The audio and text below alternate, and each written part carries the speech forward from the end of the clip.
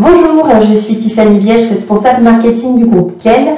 Aujourd'hui, je vous propose de faire un zoom sur les arrêtés comptables de copropriété. Donc, c'est vraiment une mission importante pour le syndic parce qu'elle vient clôturer la gestion comptable de la copropriété sur l'exercice qui vient de s'écouler et elle doit conduire à l'approbation des comptes en assemblée générale. Donc, ce que je vous propose, c'est qu'on décrypte ensemble cette étape clé dans la vie de la copropriété.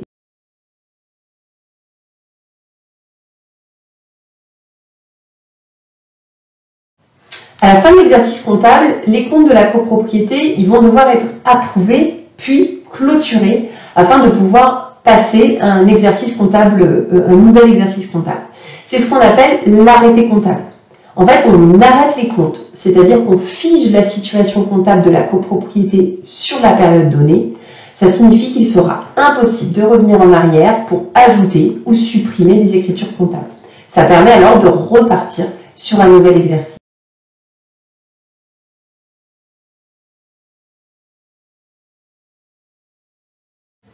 Le syndic est tenu d'assurer la gestion comptable et financière de la copropriété. C'est vraiment l'une de ses missions principales. C'est donc lui qui va assurer l'arrêté des comptes et leur approbation par l'Assemblée générale des copropriétaires. Donc la toute première étape, c'est la régularisation des charges. C'est ce qui permet au syndic de s'assurer que chaque copropriétaire a payé sa juste part des frais de copropriété et que l'état financier de la copropriété est correct. La deuxième étape, c'est la préparation de l'arrêté comptable. Ça consiste pour le syndic à vérifier qu'il n'y a pas d'anomalie dans la comptabilité de la copro, pas de points qui pourraient faire obstacle à une clôture efficace des comptes. Par exemple, un fournisseur qui ne serait pas soldé ou encore un budget prévisionnel qui ne serait pas encore défini. La troisième étape, c'est la convocation à l'Assemblée générale. Donc une fois que les vérifications ont été effectuées par le syndic, il va pouvoir éditer les annexes comptables et éventuellement le décompte qu'il va renvoyer au copropriétaire avec la convocation à l'Assemblée générale. Ensuite, la quatrième étape, c'est l'Assemblée générale.